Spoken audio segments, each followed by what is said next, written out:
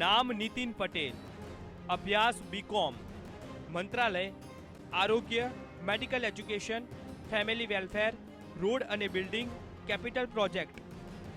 राजकीय कद नरेंद्र मोदी अने अमित शाहना प्रतिपात्र। लाक्षणिकता राजकीय रीते लचीला तो प्रवाहनी साथे चालनारा। सरकाરમાં ડેમેજ કંટ્રોલ કરી શકે તેવી વ્યક્તિ। આરોગ્ય મંત્રી તરીકે હાલ ફરજ બજાવતા નીતિન પટેલ મંત્રીમંડળના સિનિયર મંત્રી છે। નીતિન પટેલના છેલ્લા 3.5 વર્ષના કામનું મૂલ્યાંકન કરીએ તે પહેલા જાણીએ રાજ્યનું આરોગ્ય વિષયક ચિત્ર શું છે। રાજ્યમાં કુલ 2196 વ્યક્તિએ એક જ હોસ્પિટલ। મંત્રીઓ મહેલના ઊંચા આસને, પ્રજા માતકીના બિછાને। પ્રજા ખાનગી હોસ્પિટલના વેપારી ડોક્ટરના હવાલે। પ્રજાના ખિસ્સામાંથી પૈસાની લૂંટ, સરકાર બની છે મૂક। રાજ્યમાં આરોગ્ય સુવિધા અપૂરતી છે। 17,036 વ્યક્તિઓ સામે એક ડોક્ટર છે। રાષ્ટ્રીય સ્તરે 11,528 વ્યક્તિઓ સામે એક ડોક્ટર છે। આમ પ્રતિ વ્યક્તિ કરતા ઓછા ડોક્ટરના કારણે કથળી છે રાજ્યની આરોગ્યની સ્થિતિ। ડોક્ટરને ગામડામાં ગમતું નથી। મુખ્યમંત્રીએ હાલમાં જ જાહેરમાં ટકોર કરી છે કે ગામડાઓમાં ડોક્ટરો જતા નથી। રાજ્યના સરકારી અને ખાનગી હોસ્પિટલોમાં પણ જેનેરિક દવાઓ પ્રિસ્ક્રિપ્શનમાં લખાતી નથી। રાજ્યના આરોગ્ય વિભાગની જ ખુદ તબિયત સારી નથી। આરોગ્ય મંત્રી નીતિન પટેલના કાર્યકાળમાં સર્જાઈ છે આ સ્થિતિ। રાજ્યની સિવિલ હોસ્પિટલોની સ્થિતિ બદતર બની। સરકારની નિષ્ક્રિયતાથી રાજ્યમાં સ્વાઇન ફ્લૂ અને ડેન્ગ્યુ વકર્યો। ગુજરાતને એમ્સ મળવાના વચનો ઠાલા સાબિત। નીટનો વિવાદ થયો જેનાથી રાજ્યના મેડિકલ સ્ટુડન્ટ્સ પરેશાન થયા। જાહેર આરોગ્ય અને ગ્રામીણ ક્ષેત્રમાં આરોગ્યનું સ્તર કથળ્યું। આરોગ્ય ખાતામાં સ્ટાફની મોટી સંખ્યામાં ઘટ। કોમ્યુનિટી હેલ્થ સેન્ટરમાં 10 ડોક્ટરોની સામે ફક્ત એક જ ડોક્ટરની ઉપલબ્ધતા છે। કોમ્યુનિટી હેલ્થ સેન્ટરમાં 10 ગાયનેકોલોજીસ્ટ સામે એક જ ગાયનેકોલોજીસ્ટ જગ્યા ભરેલી છે। કોમ્યુનિટી હેલ્થ સેન્ટરમાં ફક્ત 3% જ ફિઝિશિયન્સની હાજરી જોવા મળે છે। કોમ્યુનિટી હેલ્થ સેન્ટરમાં બાળ રોગ નિષ્ણાતોની સદંતર ઘટ છે। કોમ્યુનિટી હેલ્થ સેન્ટરમાં 100માંથી ફક્ત એક જ બાળ રોગ નિષ્ણાત ફરજ બજાવે છે। આમ ગુજરાતનું આરોગ્ય તંત્ર ખુદ બિછાને પડ્યું હોય એવી સ્થિતિ છે। હિતલ પારેખ અને પરેશ દવે સાથે વીટીવી ન્યૂઝ।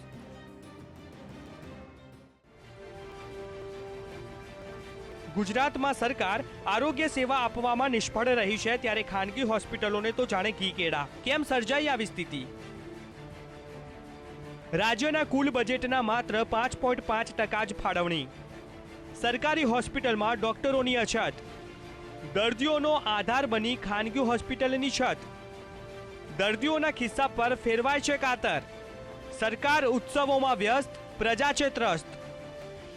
રાજ્યમાં આરોગ્યની આ છે સ્થિતિ તો રાજ્યના આરોગ્ય મંત્રી શું કહે છે રાજ્યમાં આરોગ્ય બાબતે સરકારની પહેલ અંગે? એ પણ હકીકત છે કે સરકારી યોજનાઓ હોવા છતાં રાજ્યમાં દર્દીઓએ મોંઘા ભાવે ખાનગી દવાખાનાઓમાં સારવાર કરાવવી પડે છે।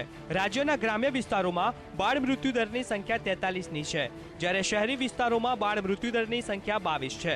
શહેરી કરતા ગ્રામ્ય વિસ્તારોમાં બાળ મૃત્યુમાં 21નો તફાવત છે। દેશમાં ગ્રામ્ય વિસ્તારમાં થતા બાળ મૃત્યુની સંખ્યાએ ગુજરાત બીજા નંબરે છે।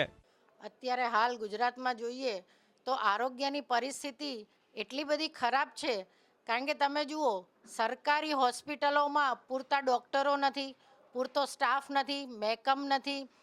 પીએચસી, સીએચસી, ગામડાઓના દવાખાનામાં પણ તમે હાલત જુઓ તો પૂરતો સ્ટાફ નહીં, ડૉક્ટરો નહીં। જો ડૉક્ટરો હોય તો દવા ના હોય અથવા તો જે લાઈફ સેવિંગ ડ્રગ કહેવાય એ બધી ડ્રગ્સ ના હોય। એકેટી ના હોય, એન્ટી રેબિડ વેક્સિન નથી હોતી। ઇવન અહીંયા તો ગામડાઓમાં રાત્રે વીજળી આપે છે એટલે રાત્રે લોકો ખેતરોમાં જાય અને સ્નેક બાઇટના એટલા બધા પેશન્ટ હોય પણ તો એન્ટી સ્નેક વિનમ ન હોય એટલે અત્યારે પરિસ્થિતિ ગામડાઓમાં અને શહેરમાં આરોગ્યની ખૂબ જ ખરાબ છે। રાજ્યનું બજેટ પણ આરોગ્ય ક્ષેત્રે ઓછું થતું જાય છે। રાજ્યના બજેટરી ખર્ચમાં જીએસડીપીના માત્ર 0.71% જ આરોગ્ય પાછળ ખર્ચાય છે। આંકડા પણ કહે છે કે બજેટ સામે ખર્ચ ઘટી રહ્યો છે। વર્ષ 2012-2013 બજેટરી જોગવાઈ રકમ રૂપિયા 3,924 કરોડ। બજેટ સામે થયેલ ખર્ચ રૂપિયા 4,027 કરોડ। ફાળવણી સામે ખર્ચની ટકાવારી 102.64 કરોડ। વર્ષ 2013-2014 બજેટરી જોગવાઈ રકમ રૂપિયા 4,524 કરોડ। બજેટ સામે થયેલ ખર્ચ રૂપિયા 4,235 કરોડ. ફાળવણી સામે ખર્ચની ટકાવારી 93.59%. વર્ષ 2014-2015 બજેટરી જોગવાઈ રકમ રૂપિયા 5,611 કરોડ. બજેટ સામે થયેલ ખર્ચ રૂપિયા 5,189 કરોડ. ફાળવણી સામે ખર્ચની ટકાવારી 92.48%. વર્ષ 2015-2016 બજેટરી જોગવાઈ રકમ રૂપિયા 6,153 કરોડ. ફાળવણી સામે ખર્ચની ટકાવારી 98.59%. વર્ષ 2016-2017 બજેટરી જોગવાઈ રકમ રૂપિયા 6,821 કરોડ. રાજ્ય સરકાર આરોગ્યના બજેટ સામે ખર્ચ ઓછો કરે છે. માનવ વિકાસ સૂચકાંકના મહત્વના પરિબળ એવા આરોગ્ય ઉપર બજેટરી જોગવાઈની મહત્વની અસરો પડે છે. જાણીએ તટસ્થ મત. હવે બજેટની દૃષ્ટિએ જોવા જઈએ તો આપણે ગુજરાત રાજ્યની અંદર લગભગ 8,000 કરોડનું જે છે આપણે બજેટની જોગવાઈ કરવામાં આવેલ છે 2016-17માં, અને 14-15માં લગભગ 6,000 કરોડ જેટલું ખર્ચો કરવામાં આવ્યો. હવે એ કુલ બજેટની ટકાવારીમાં ગણવા જઈએ તો લગભગ 5% જેટલી બજેટ થાય છે. અને પર કેપિટા દરેક વ્યક્તિ દીઠ સરકાર કેટલી નાણાકીય જોગવાઈ કરે છે આરોગ્ય સેવાઓ આપવાની વાત કરીએ તો લગભગ એ જે છે આ વર્ષે જે છે લગભગ 1,300 રૂપિયાની જોગવાઈ કરી છે, અને 2014-15માં લગભગ 1,000 રૂપિયાનો ખર્ચો કરવામાં આવ્યો છે. રાજ્યના આરોગ્ય મંત્રીએ પહેલા પ્રતિ વ્યક્તિ આરોગ્યનો ખર્ચ વધે તેવા પ્રયાસો કરવાની જરૂર છે. હાલ આધુનિક જીવનશૈલી અને મોસમ પરિવર્તનથી જાહેર આરોગ્ય ઉપર નકારાત્મક અસરો પડે છે. ત્યારે આરોગ્ય વિભાગે મોટા પડકારો ઝીલવા તૈયાર રહેવાનું છે. પણ એ પહેલા આરોગ્ય વિભાગ અને આરોગ્ય મંત્રી સતર્ક બને તો ખરા. હિતલ પારેખ સાથે પરેશ દવે, વીટીવી ન્યૂઝ, અમદાવાદ.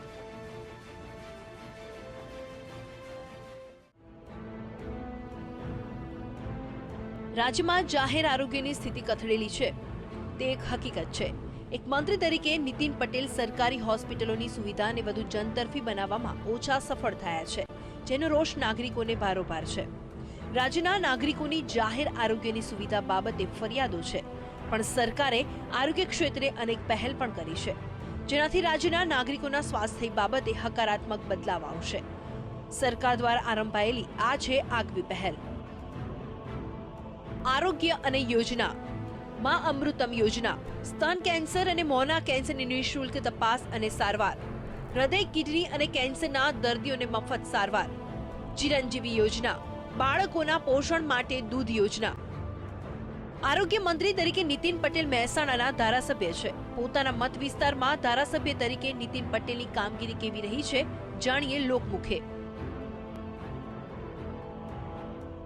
બીજું આરોગ્યની વાત કરીએ, જે એમના પાસે પોતાના પાસે ખાતું છે, તો મહેસાણા સિવિલ હોસ્પિટલમાં ડાયાલિસિસની કોઈ સુવિધા નથી. એ ડાયાલિસિસના 20 ડાયાલિસિસ સીટો મંજૂર કરી અને આવનારા સમયમાં એમને બાંહેધરી આપી છે કે 20થી બીજા 20 ઉમેરીને 40 ડાયાલિસિસ દરરોજ થાય તેવી વ્યવસ્થા કરવામાં આવશે. અને આજે જ એક બીજો નિર્ણય લીધો, મહેસાણા જે સિવિલ હોસ્પિટલ નર્સિંગ હોસ્પિટલ ચાલે છે તેમાં 20 સીટો હતી, તેમાં રજૂઆત કરવાથી 20 સીટોથી આજે જ મંજૂરી 30 સીટો વધુ મંજૂરી આપીને ટોટલ 50 સીટોની મંજૂરી નીતિનભાઈ પટેલ સાહેબે આપી છે. 4-5 વર્ષથી એમને વિધાનસભામાં ગયા પછી એમને ખેડૂતો, ગરીબો અને આમ પબ્લિકની ધ્યાન રાખીને ખાલી બસ રોડ બનાવવાની, એની જાહેરાતો કરવાની અને પીવાનું પાણી માનવ આશ્રમ ઓજી વિસ્તારને ઓરમાયું વર્તન કરી અને ઘણા ટાઈમથી 15-20 વર્ષથી અમારી માગણી તારથી ભાજપ સરકાર હતી, પણ હજી સુધી અમારા પાણી પીવાની ઠેકાણું પડ્યું નથી અને નાગરિકો બધા બહુ દુઃખી છે. રાજ્યમાં પાટીદાર અનામત આંદોલનને છૂપો ટેકો હોય કે મુખ્યમંત્રી બદલાશે તેવી અફવાઓ પાછળ નીતિન પટેલના નામની ચર્ચાઓ લોકજીભે ચાલ્યા કરે.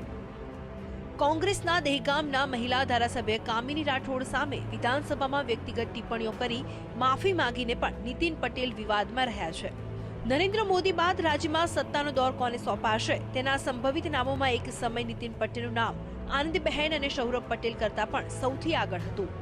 આમ નીતિન પટેલ રાજકારણના કસબી છે, મોકો જોઈને રાજનીતિના ઘાટ ઘડનારા છે. કમલેશ પટેલ, હિતલ પારેખ સાથે પરેશ દવે, વીટીવી ન્યૂઝ, અમદાવાદ.